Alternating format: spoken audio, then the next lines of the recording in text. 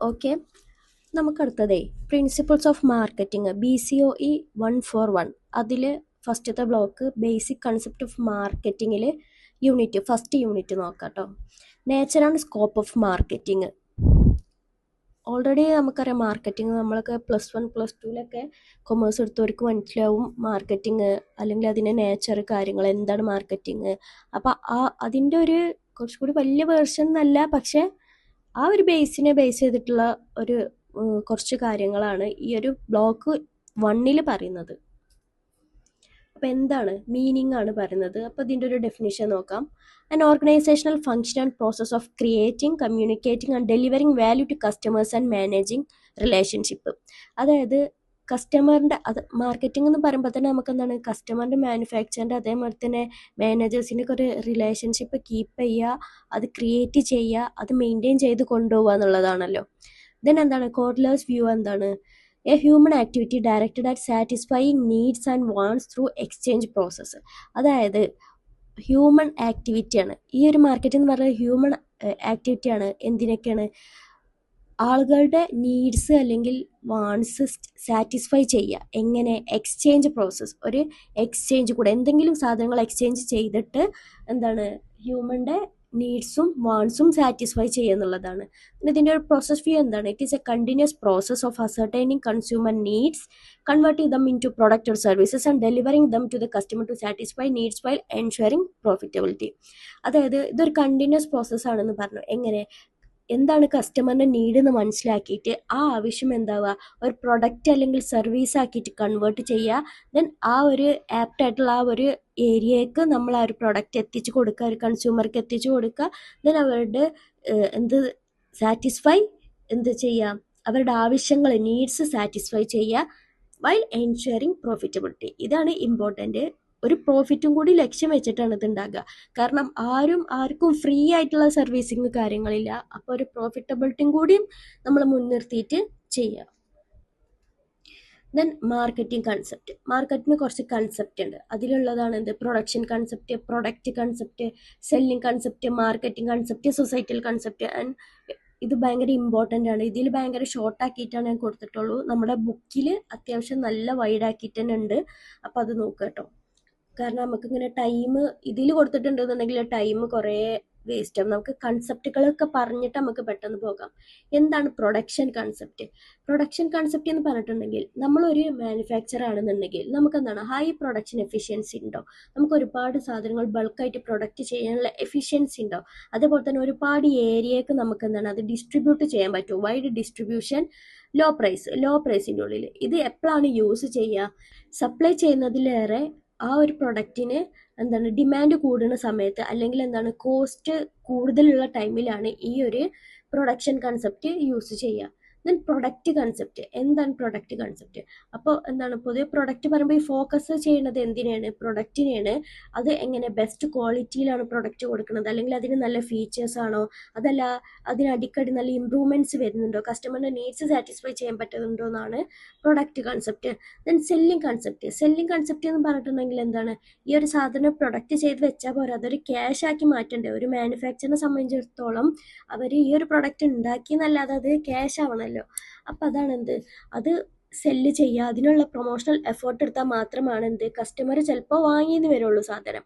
അപ്പം അതിനനുസരിച്ചിട്ട് ആ ഒരു ഗുഡ് എങ്ങനെയാണ് നമുക്ക് ക്യാഷ് ആക്കി മാറ്റാം എന്നുള്ളതാണ് ഈ ഒരു കൺസെപ്റ്റിൽ പറയുന്നത്. മെയിൻ ആയിട്ടുള്ള ഫോക്കസ് ഈ ഒരു കാര്യത്തിലാണ്. Then marketing concept. Marketing concept എന്ന് പറഞ്ഞിട്ടുണ്ടെങ്കിൽ ഒരു മാർക്കറ്റിൽ നമ്മൾ മാത്രമല്ല ആരുണ്ടാകുക, സെല്ലർ ഉണ്ടാവുക, അല്ലെങ്കിൽ കച്ചവടം നടത്തുന്ന ഒരാളുണ്ടാകുക. അപ്പം എന്താണ് അതിൽ നമ്മൾ കൺസ്യൂമറിനെ കിങ് ആയിട്ട് കണ്ടിട്ട് അതേപോലെ തന്നെ എന്താണ് നമ്മൾ മറ്റെല്ലാ കോമ്പറ്റേറ്റീവ്സിനെ മാറ്റി നിർത്തിയിട്ട് നമ്മളെങ്ങനെ പുതിയ പുതിയ കാര്യങ്ങൾ സാറ്റിസ്ഫൈ ചെയ്യാനുള്ള കാര്യങ്ങൾ ചെയ്യുന്നു, അല്ലെങ്കിൽ പുതിയ പുതിയ ടാസ്ക് ചെയ്യുന്നു എന്നുള്ളതാണ് മാർക്കറ്റിംഗ് കൺസെപ്റ്റിലുള്ളത്. ദെൻ സൊസൈറ്റിയൽ കൺസെപ്റ്റ് എപ്പോഴും പറയണ പോലെ തന്നെ നമ്മൾ എന്തും ചെയ്യാൻ നമ്മൾ പ്രോഫിറ്റ് ഒക്കെ ലക്ഷ്യം വെച്ചിട്ടാണ് ചെയ്യാന്ന് പറഞ്ഞു. പക്ഷെ അതെന്താണ് ഒരു ബാലൻസ്ഡ് മാനർ ആവണം. കൂടുതൽ എക്സ്പ്ലോയിറ്റ് ചെയ്യാൻ പറ്റുമോ? ആരെയും എക്സ്പ്ലോയിറ്റ് ചെയ്യാതെ നല്ല രീതിയിൽ കൺസ്യൂമറെ സാറ്റിസ്ഫൈ ചെയ്തിട്ട് കമ്പനീൻ്റെ പ്രോഫിറ്റ് മെയിൻറ്റെയിൻ ചെയ്തിട്ട് അതേപോലെ തന്നെ സൊസൈറ്റിക്ക് ഹാംഫുൾ ഒന്നും വരുത്താത്ത എൻവയോൺമെൻറ്റൽ പ്രൊട്ടക്റ്റ് ഒക്കെ ചെയ്തിട്ട് നല്ല രീതിയിൽ പോകുക എന്നുള്ളതാണ്, ബാലൻസ് ചെയ്ത് കൊണ്ടുപോകുക എന്നുള്ളതാണ് ഈ കൺസെപ്റ്റ് പറയുന്നത്. ദെൻ എന്താണ് എവല്യൂഷൻ ഓഫ് മാർക്കറ്റിംഗ്. ഇങ്ങനെ വന്നത് ആദ്യം നമ്മുടെ രാജ്യത്ത് എന്താണ് ബാർട്ടർ സിസ്റ്റം എന്നും, ഒരു സാധനം കൊടുത്താലും വേറൊരു സാധനം തരിക, എന്ത് അരി ധാന്യങ്ങളൊക്കെ കൊടുത്തിട്ടുണ്ടെങ്കിൽ വേറെ എന്തെങ്കിലും ഐറ്റംസ് തിരിച്ച് തരിക. അങ്ങനെ ഒരു ബാർട്ടർ സിസ്റ്റം ആണല്ലോ. ദെൻ എന്താണ് പിന്നെയാണ് അത് എന്ത് വന്നത്, ഇൻഡസ്ട്രിയൽ റവല്യൂഷന്റെ ഭാഗമായിട്ട് ഒരു കൺസ്യൂമർ ഓറിയന്റേഷൻ ഉള്ള മോഡേൺ ആയിട്ടുള്ള രീതിക്ക് വന്നത്. അതിന്റെ മെയിൻ ഫീച്ചേഴ്സ് ഏതൊക്കെയാണ്, ഗ്രോത്ത് ഓഫ് സർവീസ് മാർക്കറ്റിംഗും ഗ്ലോബലൈസേഷൻ ഓഫ് മാർക്കറ്റിംഗും. സർവീസ് മാർക്കറ്റിംഗ് നമുക്കറിയാം എന്താണ്, സർവീസ് പ്രൊവൈഡിങ് സർവീസ് ആണ്. ഗ്ലോബലൈസേഷൻ ഓഫ് മാർക്കറ്റ് എന്ന് പറഞ്ഞിട്ടുണ്ടെങ്കിൽ എന്താണ്, ഗ്ലോബലൈസേഷനായി എല്ലാം ലോക LPG പോളിസി ഒക്കെ വന്നതിന് ശേഷം എന്താണ്, ഗ്ലോബലൈസേഷന്റെ ഭാഗമായിട്ട് എന്തായി, ലോകത്തുള്ള എല്ലാ മാർക്കറ്റുകളും ഒരു കുടക്കീഴിലായി എന്നുള്ള രീതിയിൽ വന്നല്ലോ. അപ്പൊ അതാണ് ഗ്ലോബലൈസേഷൻ ഓഫ് മാർക്കറ്റ്. ഈ ഒരു രണ്ട് വഴിയാണ് എന്തുണ്ടായത്, സർവീസ് മാർക്കറ്റിംഗ് എന്ന് പറഞ്ഞിട്ടുണ്ടെങ്കിൽ എഡ്യൂക്കേഷൻ ഹെൽത്ത് ഒക്കെ സർവീസ് ആണെന്നുണ്ടെങ്കിലും പിന്നെ മറ്റുള്ള സർവീസുകളും കൂടിയാണ് ഇതിൽ ഫോക്കസ് ചെയ്യുന്നത്. അപ്പോൾ ഏതൊക്കെ, നമ്മൾ സെയിൽസ് ആഫ്റ്റർ സർവീസ്, അതേപോലെ തന്നെ ഒരുപാട് സർവീസ് മാർക്കറ്റിംഗ്. അപ്പൊ ഈ ഒരു വഴിയൊക്കെയാണ് എന്ത് വന്നത്, എവല്യൂഷൻ ഓഫ് മാർക്കറ്റിംഗ് ബാർട്ടർ സിസ്റ്റത്തിൽ നിന്ന് മാറിയിട്ട് മോഡേൺ രീതിയിലേക്ക് വന്നത്. ദെൻ സെല്ലിങ്ങും മാർക്കറ്റിംഗും തമ്മിലുള്ള ഡിഫറൻസ് എന്താണ്? സെല്ലിങ് ഞാൻ നേരത്തെ തന്നെ പറഞ്ഞു, എന്താണ് focus on needs of seller. സെല്ലറിന്റെ നീഡ്സ് ആണ് എന്ത്, ഈ ഒരു സാധനം ക്യാഷ് ആക്കുക എന്നുള്ളത്, കൺവേർട്ട് ചെയ്യുക എന്നുള്ളത് സെല്ലറിന്റെ ആവശ്യമാണ്. ദെൻ എന്താണ്, ഇപ്പോൾ ഒരു എക്സിസ്റ്റിംഗ് പ്രൊഡക്റ്റിനെ ബേസ് ചെയ്തിട്ടാണ് ഈ ഒരു സാധനം ഇപ്പോൾ വിൽക്കാന്നുള്ളത്, ഇപ്പോൾ ഈ സാധനം നിലവിലുണ്ട്, അപ്പോൾ എന്നിട്ട് അതിൽ നിന്ന് ലാഭം കാണുക എന്നുള്ളതാണ് സെല്ലിംഗ് കോൺസെപ്റ്റ് എന്നുണ്ടെങ്കിൽ, മാർക്കറ്റിംഗ് പറഞ്ഞിട്ടുണ്ടെങ്കിൽ നേരെ തിരിച്ചാണ്. നീഡ്സ് ഓഫ് എ ബയ്യർ, ആദ്യം എന്താണ് ഒരു ബയ്യറിന്റെ നീഡ്സ് നമ്മൾ എന്താണ് ഫോക്കസ് ചെയ്യും, എന്നിട്ട് എന്താണ് അതേപോലെ തന്നെ കസ്റ്റമറിന്റെ ആവശ്യം എന്താണ് മനസ്സിലാക്കും. ദെൻ എന്താണ് seeks profit through customer satisfaction, കസ്റ്റമറെ സാറ്റിസ്ഫൈ ചെയ്തിട്ട് എന്താവുക, നമ്മൾ സാധനങ്ങൾ പ്രോഫിറ്റ് വൈസിൽ കൊടുക്കുക എന്നുള്ള രീതിയിലാണ് ഇത് പറഞ്ഞു വെക്കുന്നത്.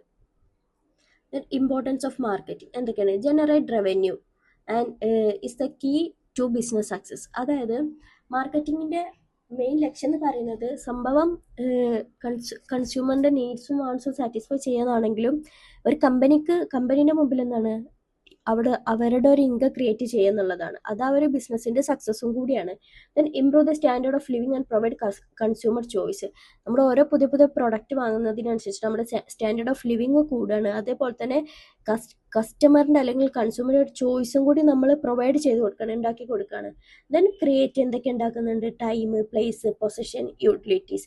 Then contribute to economic development and generate employment. നമ്മൾ ഓവർവ്യൂ ഓഫ് റീറ്റെയിലിംഗ് എന്നൊക്കെ പറഞ്ഞ് ആ ഒരു രീതിയിൽ ആ ഒരു പേപ്പറിലൊക്കെ നമ്മൾ ഈ ഒരു എങ്ങനെയാണ് എംപ്ലോയ്മെന്റ് ഓപ്പർച്യൂണിറ്റീസ് ഉണ്ടാവണം എന്നൊക്കെ പറയുന്നുണ്ട്. അതായത് നമ്മൾ ഓരോ മാർക്കറ്റിംഗ് ഉണ്ടാകുന്ന സമയത്ത് അതിൽ ഇപ്പോൾ മാനുഫാക്ചറിങ് യൂണിറ്റ് ഉണ്ടാകുമ്പോൾ അതിൽ ഒരുപാട് മാൻ പവർ ആവശ്യമുണ്ട്. അതുകൊണ്ട് തന്നെ അവിടെ ഒരു എംപ്ലോയ്മെന്റ് ഓപ്പർച്യൂണിറ്റീസ് ഉണ്ട്.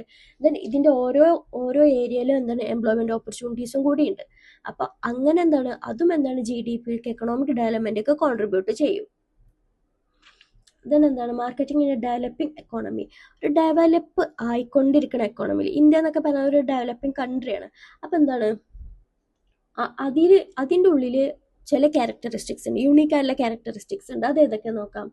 There often sellers market with limited competition. നമ്മൾ പറഞ്ഞു സെല്ലറിന് എന്ന് പറഞ്ഞിട്ടുണ്ടെങ്കിൽ എന്താണ് സാധനങ്ങൾ ഇങ്ങനെ വിൽക്കുക എന്നുള്ളതാണ്. ദെൻ അവർക്ക് ലിമിറ്റഡ് ആയിട്ടുള്ള കോമ്പറ്റീഷൻ ആണ് അവിടെ ഉണ്ടാകുക. Limited variety and quality of goods are available. Limited ആയിട്ടുള്ള വെറൈറ്റിയും അതേപോലെ തന്നെ ക്വാളിറ്റി ഗുഡ്സ് ആണ് അവിടെ ഉണ്ടാകുക. Then lower per capita income leads to high spending on basic necessities. അതെ, നമുക്ക് ലോവർ ആയിട്ടുള്ള പെർ ക്യാപിറ്റ ഇൻകം ആണ്, അപ്പോൾ ബേസിക് ആയിട്ടുള്ള ആവശ്യങ്ങൾക്ക് പോലും നമുക്ക് എന്താണ് കൂടുതലായിട്ട് സ്പെൻഡ് ചെയ്യേണ്ടി വരികയാണ്. അതേപോലെ തന്നെ there is low consumer awareness of rights and fewer supporting services like credit or after sale services.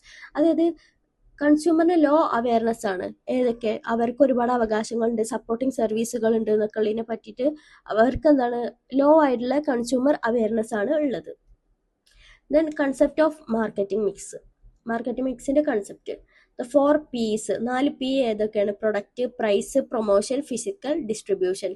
അത് 7 P ആക്കി പ്ലസ് ഈ ഒരു നാലിൻ്റെയും കൂടെ പീപ്പിൾ, പ്രോസസ്, ഫിസിക്കൽ, എവിഡൻസ്.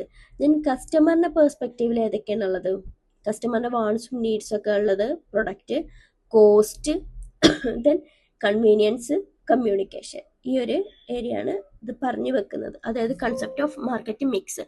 ഈ ഒരു എല്ലാ രീതിയിലും ഈ ഒരു 7 Pയും 4 Cയും കൂടി അടങ്ങിയതാണ് മാർക്കറ്റിങ്ങിന്റെ മിക്സ് എന്ന് പറയുന്നത്.